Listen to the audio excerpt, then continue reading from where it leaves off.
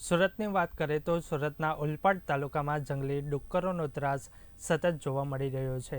ત્યારે જંગલી ડુક્કરે વધુ એક ખેડૂત પર હુમલો કર્યો હતો। ઓલપાડના ભાલોદ ગામે ડાંગરના ખેતરમાં કામ કરી રહેલ ખેડૂત પર ડુક્કરે હુમલો કર્યો હતો। ખેડૂતને ડુક્કરે જમીન પર પછાડી ખેંચવાનો પ્રયાસ પણ કર્યો હતો। ખેડૂતે બૂમાબૂમ કરતા અનેક ખેડૂતો પણ મદદ માટે પહોંચી ગયા હતા। ખેડૂતોને કમરમાં ભાગમાં નીચેના ભાગમાં ઈજાઓ પહોંચી હતી। ત્યારે ડુક્કરના આતંકને લઈને ખેડૂતોમાં ચિંતાનો વધારો થઈ રહ્યો છે। ત્યારે થોડા દિવસ પહેલા સોંદાવલા ખારા ગામે પણ ખેડૂત પર ડુક્કરે હુમલો કર્યો હતો।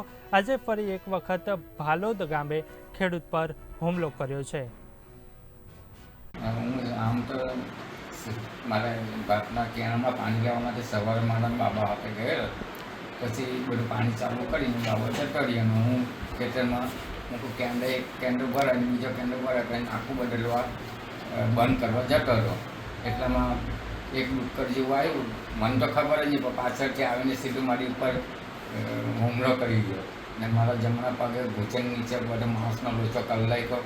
પછી કેરના ભાગે પાછું વાંકો વળેલો એટલે કેરના ભાગે બધું બચકા ભર્યા અને હું તો બરાબર બૂમમાં બૂમ પાડું તેમ મન તો બધું પેલો ખેંચે એની જેમ એટલે બાજુમાં સોય ઉપર બીજો ખેતર માલિક હતો તે દોડ્યો એટલે કરી ગયો ને લોહી લુહાણ કરી નાખ્યો પાણીમાં ગભરાઈ ગયો।